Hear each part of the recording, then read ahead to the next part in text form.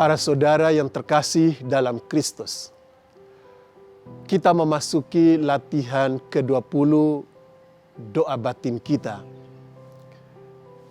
Sebagai pengantar latihan ke-20 ini, saya ingin mengajak kita untuk merenungkan satu hal kecil, compassion, belas kasihan. Kita orang Kristiani tentu senang bila membayangkan bahwa kita memiliki wajah yang compassionate, wajah yang penuh bela rasa, wajah seorang yang berbelas kasih. Karena memang begitulah seharusnya seorang Kristiani adalah seorang yang memiliki belas kasih, kemurahan hati, compassion di dalam hidupnya. Saya ingat salah satu doa yang terkenal dari Paus Yohanes 23. Ketika menjelang Konsili Vatikan kedua, dia berdoa agar gereja semakin bertumbuh dalam compassion, semakin compassionate, semakin berbela rasa, semakin berbelas kasih kepada orang lain.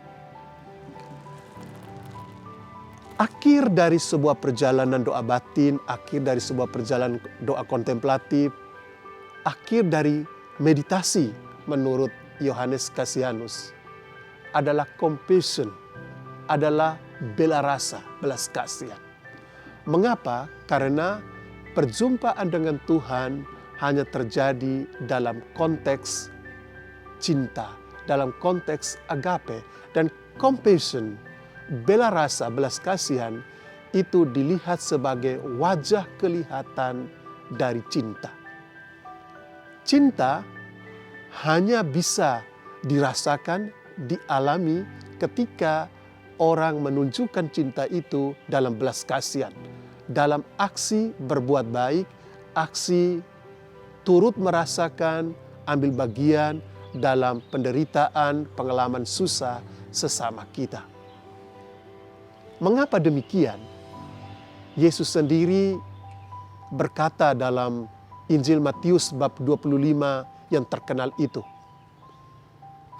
kalau kamu berbuat baik kepada orang yang paling miskin ini, kamu melakukannya untuk aku. Perjumpaan dengan Yesus adalah perjumpaan dalam kasih dengan sesama. Teristimewa orang-orang yang terpinggirkan.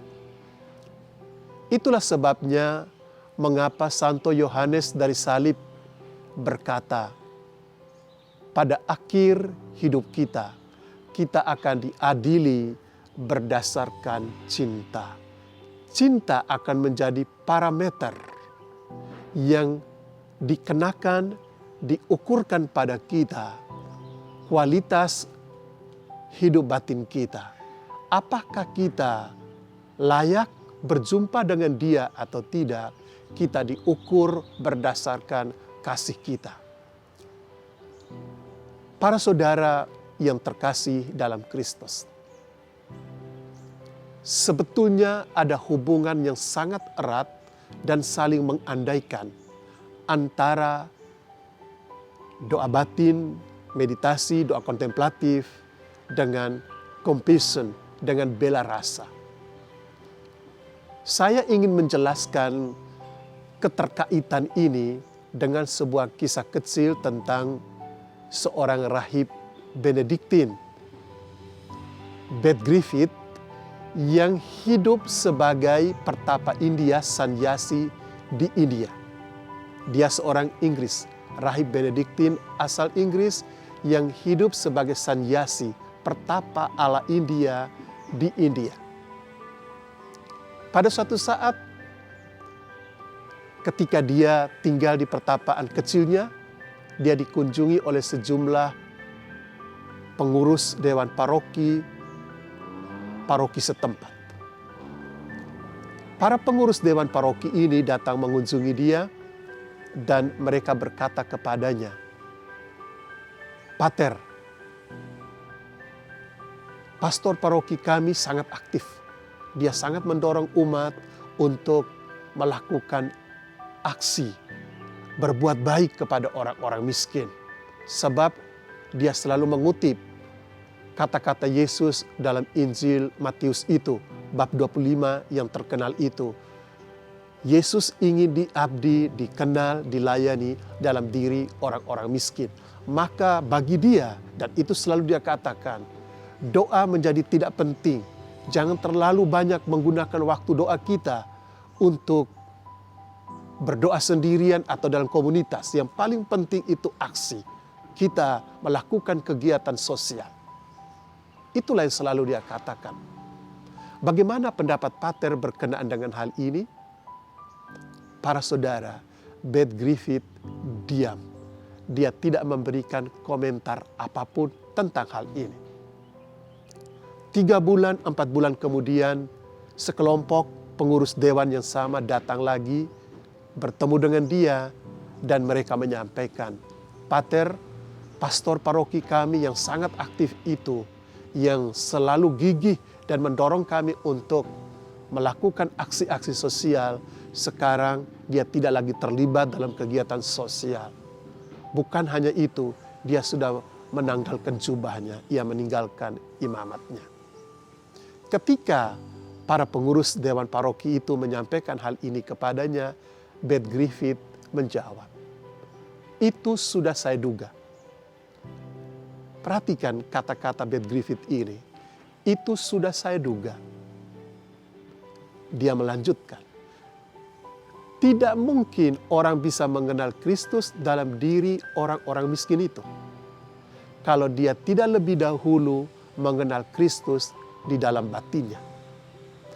Oleh karena itu, doa kontemplatif, doa hening, doa menjadi amat penting. Karena doa kontemplatif selalu dilihat sebagai cara kita untuk mengenal Kristus di dalam diri batin kita. Dan hidup kontemplatif adalah hidup di mana bagi kita, apapun di luar diri kita selalu memancarkan Kristus. Ciptaan, pengalaman-pengalaman kita, dan orang-orang miskin. Maka benarlah kalau Henry Nouwen selalu mengatakan, doa kontemplatif membuat kita mengenal Kristus di dalam batin kita. Tapi hidup kontemplatif memampukan kita untuk mengenal Kristus dalam diri orang kecil, dalam alam ciptaan, dalam pengalaman-pengalaman hidup. Doa kontemplatif lebih dahulu itu harus kita tanamkan supaya kita mampu memiliki hidup kontemplatif. Oleh karena itu, para saudara yang terkasih, baiklah sekali lagi kita menekuni doa batin kita, doa kontemplatif ini. Kita masuk dalam keheningan, kita masuk untuk menjumpai, mengenal Kristus batinia, Christ within yang ada di dalam diri kita. Oleh karena itu, duduklah dengan tenang para saudara, duduklah dengan punggung tegak setegak mungkin. Tutup mata Anda perlahan-lahan, dan di dalam hatimu ucapkan kata doamu. Bagi para pelaku centering prayer, hendaklah Anda diam sejenak. Biarkan sebuah kata muncul dalam benak, dalam batinmu. Kata itu bisa shalom atau damai. Dan bagi kita, para pelaku doa Yesus, duduklah dengan tenang, ucapkan Yesus. Dan untuk kita semua bersama dengan saya sebagai pelaku meditasi Kristiani, kita duduk dengan tenang, kita menutup mata kita, dan di dalam hati dari awal hingga akhir kita mengucapkan Maranatha. Maranatha. Amin.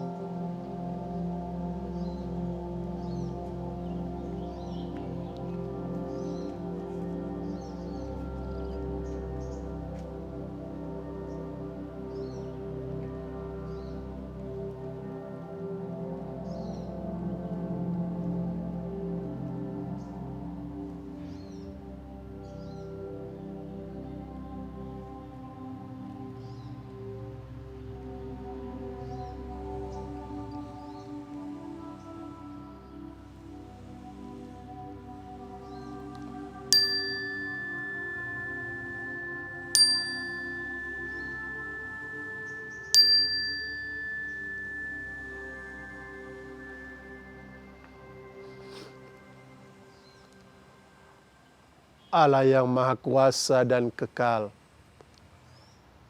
Engkau menghendaki agar kami saling mencintai. Melalui Yesus Putra-Mu, Engkau menunjukkan kepada kami bagaimana kami harus mengasihi sesama kami, terutama mereka yang berkekurangan yang ada di sekitar kami. Kami mohon, semoga melalui pengenalan akan Kristus Sang Putra di dalam batin kami, kami pun mampu mengenal Dia, mengenal wajah-Nya dalam diri sesama kami, dan kami berani melakukan sesuatu yang memperlihatkan kepedulian kami terhadap mereka. Demi Yesus Kristus Putra-Mu, Tuhan dan pengantara kami, kini dan sepanjang masa. Amin.